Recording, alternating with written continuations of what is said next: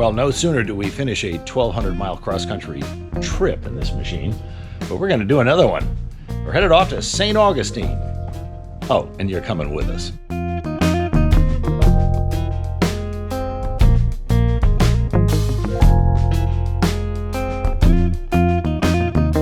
We went and picked up the truck yesterday from the storage place and turned the refrigerator on. Now comes the moment of truth as to whether it's actually cold enough in there to store food. Because if it's not, I'm not sure what we're going to do. Oh yeah, it's cold. So we're underway, and good old Google Maps is taking us through an interesting area. This is the Ocala National Forest. And if you want to do a deep dive into Wikipedia or something like that, there's a lot of interesting people that live up in here. Some people with very little means and kind of a distaste for living in where the rest of us live. And hey, bless them. It's a free country. You do what you want to do. But interesting route we got here. We got about 2 hours to go.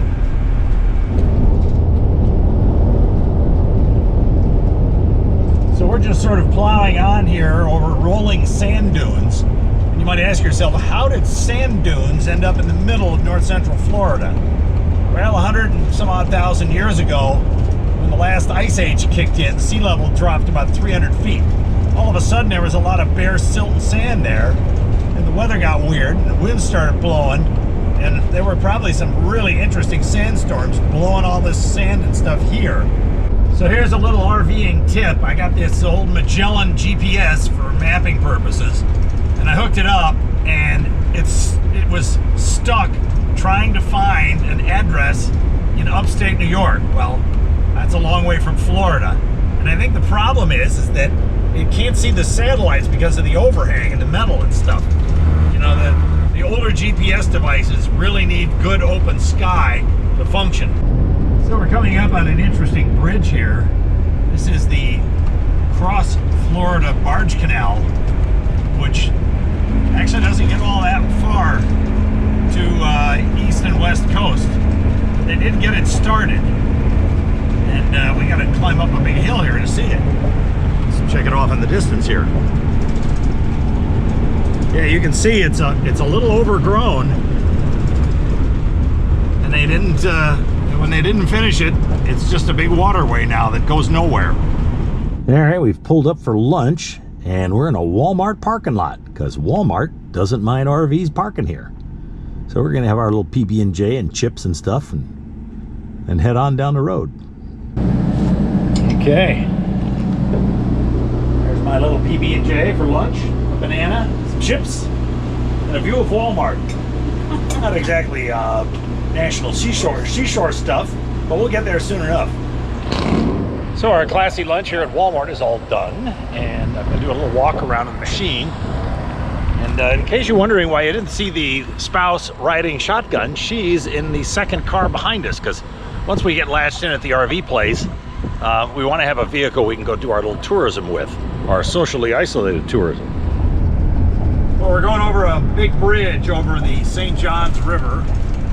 It means we're about 45 minutes from our destination, and figures prominently in Florida's history of tourism and commerce here. All right, we've arrived in St. Augustine after a couple of wrong turns. Ooh. They need to do some concrete work here on the road. Hey, there's a train. Well, I got the Magellan GPS working in the nick of time. And now we're headed over the Tolamato River, going over to the Barrier Island here, where we're going to be camping for the next 3 days. Quite the view here. And oh, by the way, there's the ocean. And there's supposed to be all kinds of nasty rip current warnings for this this week, as the winds are going to be rather high, which probably won't make for the best beach time. Well, every beach on the East Coast has a certain look to it. If I were just opening my eyes from a deep sleep right now, you told me I was in Harvey's Cedars on Long Beach Island, New Jersey, I'd believe it for a few minutes. And here we are, both cars at the North Beach Camp Resort, right next to the ocean. There's the ocean right over there. All right, we're in the RV zone here. We gotta go way down here and then we'll get to pull into our campsite. 94, 96, we're looking for 98. And here it comes. This is a nice tight little turn here. Let's see if I can not hit anything. In we go. Lots of big trees on the side. There's the hookup. Gotta pull up to about here. Well, it seems pretty level and very private to some degree. So we got all the juice and water hooked up. I don't have the sewer hooked up, but we'll do that at some point. And we've done the bump out. And here's our little home away from home for the next 3 nights. Picnic table, stunted live oak trees bent over by many hurricanes. There's the access road. So we're going to take a walk to the ocean because we can hear it. Well, I'd say they've got a bit of an erosion problem here. There's a sign right at the entrance to the beach that says they're going to do a beach replenishment project. Down to the beach we go.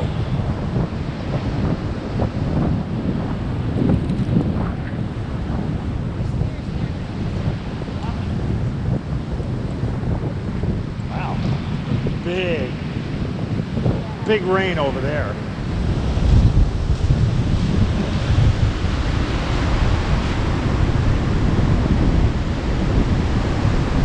Well, these people better hope that they do have a sand replenishment project here because they are right on the hairy edge of danger. There's a good downpour over in that direction off to the north. All right, in case you're keeping track at home of the ongoing Gin Rummy tournament score, it has not gone well for your host tonight. Did you notice the gloating going on over here? All right, the score sheet says 125 to 47. And she just went out with nothing. And that means she collected 25 bonus points plus my junk. I just sat there pulling up cards that were doing nothing for me. However, he won a little. Not much. Not much, no. However, the prize I get is she's going to make dinner. All right, here's tonight's dinner. It's a tortilla casserole and green beans. And the chef made it all at home and pre-freezed it, except for the green beans, which were already frozen. Cooked in the microwave. That's dinner. Oops. Yeah, there's an over-air TV in here. And if we'd remembered to bring a BNC cable, I could have plugged into the campground's cable system, and the spouse here could have watched HGTV. But instead, I have to watch Tom Brady lead the Tampa Bay Buccaneers to another victory. So good morning. It's our first morning here, and we're having breakfast and kind of puttering around a little bit inside here, so can't really take you inside for that reason, but slept okay. You know, the temperature here in this part of Florida right by the ocean is just on the edge where you can leave the windows open, and it's almost cool enough. It's a little warmer than I would wanted, but running the air conditioning in this thing is a bit of a problem because it's got loud setting and louder setting. Well, the ocean is a raging beast this morning. And this is just a plain old high tide, and it comes right up to the edge here and gnaws away at what's left of the dunes.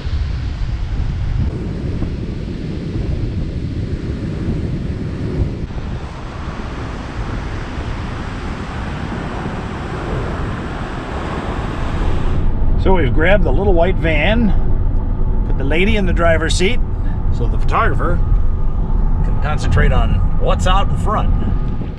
All right, let the tourism commence. We're here at the Castillo de San Marcos because I can read just as well as you can.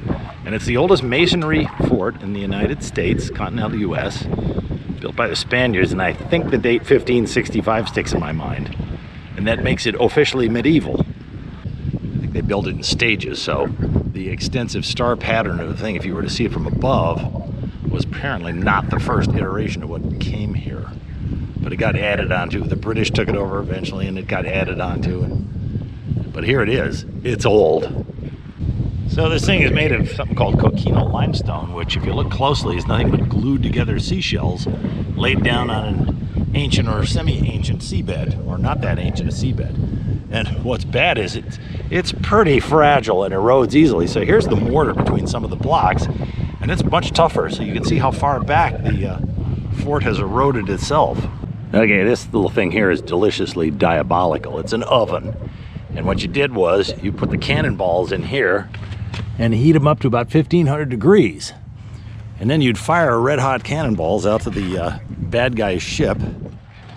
And naturally wooden ships would not deal well with a 1500 degree cannonball. So you could set the other guy on fire. Right out there. Well, this fort has a very familiar star-shaped pattern. You can't really see it unless you're above it, but I've seen it before, like Fort Ticonderoga and Fort William Henry and Lake George do the same thing. And that way you've always got a spot where you can shoot at somebody trying to climb the wall. Well, we've gotten ourselves a wet afternoon here. So that kind of puts the kibosh on the tourism for the moment.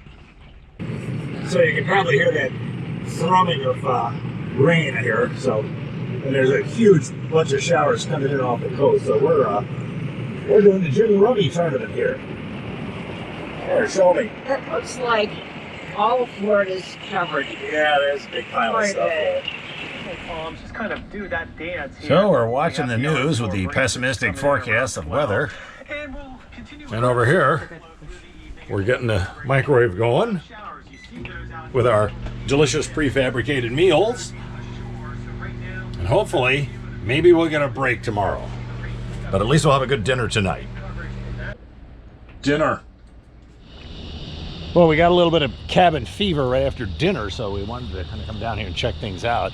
They're having really, really high tides in the St. Augustine area because of the winds coming out of the east and blowing everything in here. So this is supposed to be a beach down here, but it's pretty much covered with water. There's more beach in that direction. Well, good Wednesday morning. We're on our way to do some tourism as long as the weather permits, because today, Wednesday, is going to be a little bit like yesterday. We probably get a little couple hours here in the morning, and then the big showers move in from the Atlantic. So let's get going.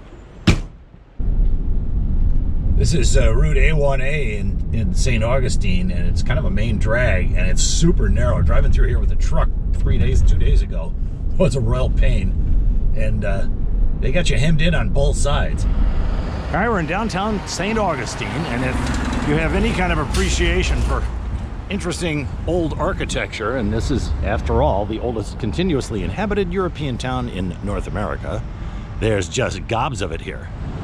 So the original Spaniards did a mass here in like 1565, skateboarder, courtesy of skateboarder, and then they started building this parish here in the 1700s. So this place is ridiculously old. So this is the Plaza de la Constitution, right across the street from the cathedral, and supposedly in like 1605 this was a British guard tower, a guard house, and eventually a slave market. So intermingled amongst all the historic houses, and we've only seen one so far, although I think I see a bunch up ahead, is the accoutrements of tourism. Lots of restaurants and lots of knick-knack stores. So we've gone down one of the back alleys where there aren't too many people and only one tourist, or two. There. Wow. These lush gardens. These houses may date to the 20s or earlier, but they still got a lot of pizzazz to them.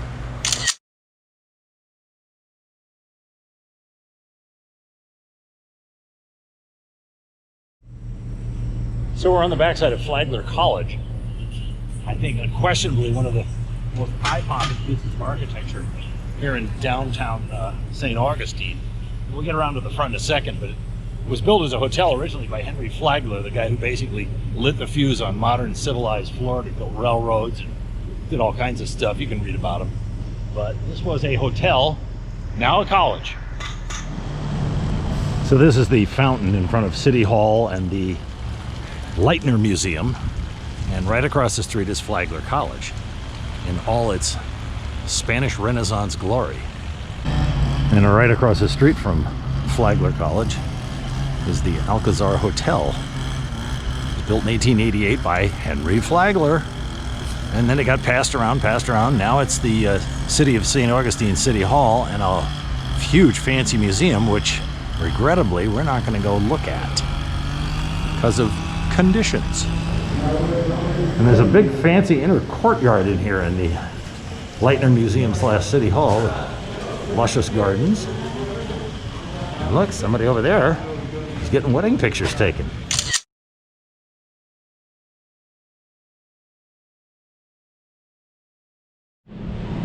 So we got stuck here at the drawbridge over Manastasia or whatever. Manastasia, which means slaughter in Spanish or something like that. But over to Anastasia Island. Over here. Yeah. And over here we got a big rainstorm coming. So the afternoon showers are about to start. And we're coming back into downtown St. Augustine here, but we're heading back to the box for lunch. Slowly but surely. We're heading out here to the Volano Beach. There was free parking and it looks good. Hey, there's surfers out here. So this is how they're going to replenish the sand on our beach down there at North Beach, well to the north.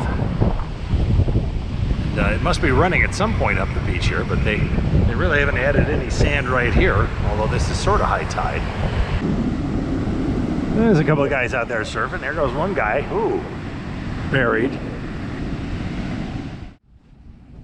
So we just had lunch here on Tuesday, and because the weather forecast doesn't look terrible, there were some showers that came through, but it's kind of letting up. We're going to do a day at the beach, or a half hour at the beach. Half hour, yeah. Well, we did it. We're at the beach. I didn't think between the weather and the lack of a beach that this would be possible. Hey, that giant crawler down the beach is actually maneuvering. Yeah, he's driving around. You might be able to see him. He's driving right into the surf, and a wicked surf at that. Wow. Hope he drives by us. All right, check out this guy. He's got a good fetch on the wind that's blowing in off the ocean. And off he goes. Zoom.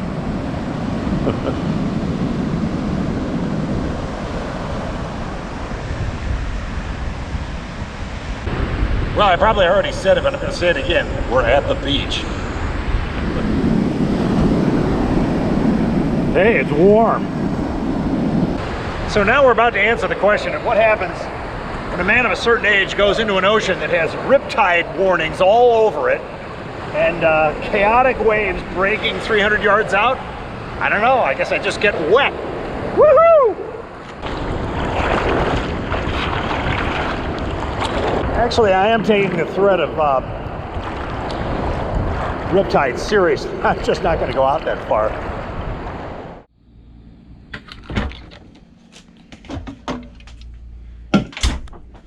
Let the gin rummy tournament commence. Okay, the gin rummy tournament is not going well. It's 139 to 61, but we won't say who's got the 139 because she's making dinner. Or she's not making dinner. This is prefab That's spaghetti. That's your dinner, mister. Put the other one in there. Or are we going to save it? I'm going to save it. All right. And then we can eat leftovers. We're going to eat leftover chili. Right. So we're going to heat that up. Big slab of American cheese on that. And yum, yum, yum. Just what I need after a long day in the ocean. Yeah, we're in a bit of a rush getting out of here. It's 11 o'clock and that's our checkout time. I gotta do one more walk around to make sure everything is copacetic, no flat tires, no nothing else, nothing hanging out, no doors unlocked and opened. That's good. That's tight. All right, we're set for travel. See you, North Beach. It's been nice knowing you. So we're taking a little bit of a different route back to the villages. This time we're on US 1. And we didn't like that narrow road we had to drive through the Ocala National Forest. It was like a wagon road that had been paved over and had just enough room for a bicycle and a horse cart. about it. So we're taking some wider roads, hopefully. Well, we're out here between DeLand and Palm Coast on State Route 11, I think it is. And as populous and as popular as Florida is, there's a whole lot of nothing out here. I mean, we're just going through mile after mile of nothing. A lot of room left. Well, we're back in the Ocala National Forest, the trackless wilderness thereof, and I managed to find one guy who drives slower than me. It's another RV guy with a big old drag-along. He's going about 5 miles an hour slower than I'd like to go. So we've got a nice parade behind us. All right, we're home and the unpacking process has begun, and it's kind of chaotic. And already I've had one casualty. I've lost an electrical cord that allows me to hook the machine up to the house to keep the batteries from running down. So now instead I got to power everything down so it doesn't run the batteries down. No big deal. But I'm probably out a $30 item if I left it at the park. Well, that's it. Thanks for coming along on this big adventure. Good night, everybody.